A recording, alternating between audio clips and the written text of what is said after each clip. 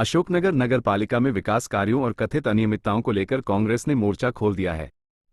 नगर पालिका नेता प्रतिपक्ष रितेश जैन आजाद ने नगर पालिका अध्यक्ष और सीएमओ पर मनमाने तरीके से नगर पालिका संचालन तथा जनता के टैक्स के पैसों के दुरुपयोग के आरोप लगाए हैं। नेता प्रतिपक्ष ने आरोप लगाया कि नगर पालिका क्षेत्र की कई बस्तियों में आज भी सड़क, पानी और बिजली जैसी मूलभूत सुविधाओं का अभाव है, जबकि करोड़ों रुपये के कार्य सौंदर्यीकरण और मनोरंजन से जुड़े कार्यों पर खर्च किए जा रहे हैं। जारी विज्ञप्ति में उन्होंने मुक्तिधाम में करीब 80 लाख रुपए के टेंडर से कार्य होने के बाद अब 2 करोड़ रुपए की लागत से इलेक्ट्रिक क्रिमेटोरियम बनाए जाने को इसे गैरजरूरी और अनुपयोगी बताया है। इसी तरह गुना रोड पर चुंगी नाका से दुबे अस्पताल चौराहे तक करीब 2 करोड़ रुपए खर्च होने के बावजूद अब 1 करोड़ 96 लाख रुपए से डिवाइडर, पोल शिफ्टिंग और पावर्स आदि के कार्य प्रस्तावित किए जाने पर सवाल उठाए हैं। उन्होंने संजय स्टेडियम के जीर्णोद्धार में अब तक 20 लाख रुपए खर्च होने और 3 करोड़ रुपए से ज्यादा के नए टेंडर प्रस्तावित होने, फुट ओवर ब्रिज के निर्माण में करीब 1.75 करोड़ रुपए खर्च होने के बाद अब 1 करोड़ रुपए से सौंदर्यीकरण किए जाने तथा तुलसी सरोवर पार्क में टॉय ट्रेन के नाम पर 1 करोड़ 52 लाख रुपए का टेंडर किए जाने पर भी सवाल उठाए हैं। परिषद पर आरोप लगाया कि इस दौरान करीब 37 करोड़ रुपए के टेंडर प्रेसिडेंट इन काउंसिल में पास किए गए, जिनमें से 9 टेंडर 1 करोड़ रुपए से अधिक के हैं।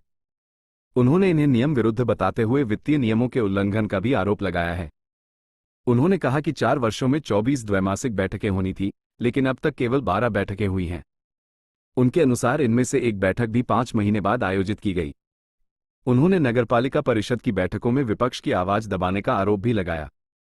नेता प्रतिपक्ष ने 5 अगस्त की द्वैमासिक बैठक का उल्लेख करते हुए कहा कि बैठक में उन पर आरोप लगाए गए, साथ ही नगरपालिका की बैठकों में मीडिया के प्रवेश और वीडियो रिकॉर्डिंग पर कथित प्रतिबंध का मुद्दा भी उठाया गया है।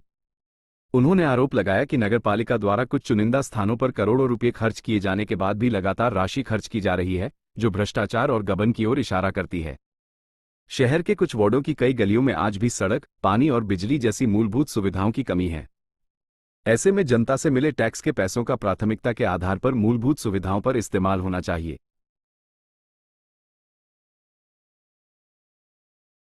इसमें तो मतलब मैं तो स्पष्ट कह रहा हूँ, कोई व्यक्ति मैंने तारीफ की, मैंने क्या बोला कि पैसे वहां से लेके आए।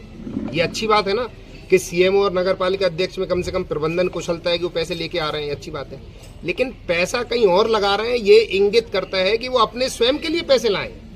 मतलब भ्रष्टाचार घोटाला हो रहा है। 1001% बिलों में हेरा फेरी है। इसमें 1001%, जब मैंने आपको बताया है पूर्व की उसमें कि किस तरह से टेंडर काम पहले हो जाता है, टेंडर बाद में होते हैं, तो भ्रष्टाचार स्पष्ट रूप से, इसमें सोचने वाली कोई बात ही नहीं है। 4 साल से रितेश जी आप लगातार सोशल मीडिया पे ये सब मामले उठा रहे हैं। हाँ, तो क्या कुछ परिणाम नजर आए इसके, सार्थक परिणाम? देखिए, परिणाम तो ये है कि राजनीति में जनता से बढ़ के कोई नहीं होता। जनता को तो पता चल रहा है, बाकी शासन ये जो जनता को पता चल रहा है, तो ये जो पैसे की बर्बादी हो रही है, इसको रोकने के लिए क्या प्रयास किए? देखिए, आपके बीच में मैंने बात रखी, हम तानाशाही सरकार पे मोरल दवा भी बना सकते हैं, उनसे लड़ नहीं सकते आप। ये जो जनता है, इनको नोटिस भेज दिए, एक आम जनता अभियान कुछ लिख दे तो उसको तो दे धड़ाधड़ नोटिस आ जाएंगे। वो तो प्रेस कॉन्फ्रेंस भी नहीं कर पाएगी। तो आप सिर्फ प्रेस कॉन्फ्रेंस, मैं इनकी बात का इतना छोटा सा जवाब दे दूं कि जिस प्रकार से पूरे देश में आम आदमी की, विपक्ष की सुनवाई नहीं हो रही है, वो स्थिति अशोकनगर में है। मैं सतत रूप से चिल्ला रहा हूं और तथ्यों के साथ चिल्ला रहा हूं, लेकिन हद की बात है कि बेशर्मी इतनी हद तक हो, मतलब इस बेशर्मी की सारी पराकाष्ठा पार कर दी है सीएमओ ने और भाजपा शासित पूरे पार्षदों ने और नगरपालिका अध्यक्ष जी ने। तो आप ये सिर्फ प्रेस कॉन्फ्रेंस तक सीमित रखेंगे या ईओडब्ल्यू, लोकायुक्त या नगरीय प्रशासन विभाग तक जाएंगे? पीछे क्या चल रहा है ये तो नगरपालिका के कर्मचारियों को और सीएमओ को स्वयं को पता है, और नगरपालिका अध्यक्ष महोदय और पार्षदों को ही पता है। सीएमओ के खिलाफ जांच बैठ चुकी है। उस जांच को लीड कर रहे हैं श्री अमर सत्य गुप्ता जी, जो कि जॉइंट डायरेक्टर हैं ग्वालियर में। लेकिन उससे भी भयानक चौंकाने वाली बात यह है कि करीब 26 जून को समिति बनी थी और 5 जुलाई को सीएमओ को प्रमोट करके फुल टाइम सीएमओ बना दिया जाता है।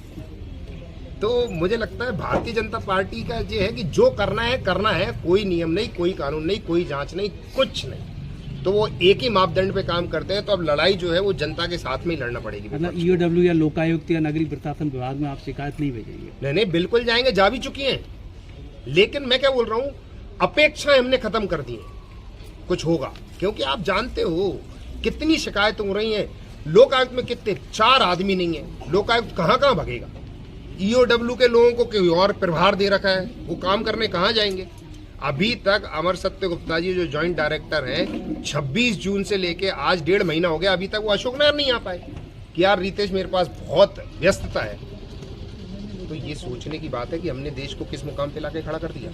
अच्छा, आपको परिषद की बैठक में नहीं बोलने दिया गया, उसी के परिणाम स्वरूप आप एक जनता दरबार लेके बैठे यहाँ पे, क्योंकि आपकी ये अब जो चयन है लगातार जारी रहेगी अलग अलग वार्डों में जाके। आशीष जी, मैंने पिछली प्रेस वार्ता में कहा था ये शुरुआत है, और रितेश जो है वो डरने दबने वाला नहीं है, क्योंकि किसी की 1 रुपए की खोटी पाई नहीं लेता। और जनता की आवाज़ उठाने के लिए हमने कमर कसी है, तो देखो ये तो उठाएंगे।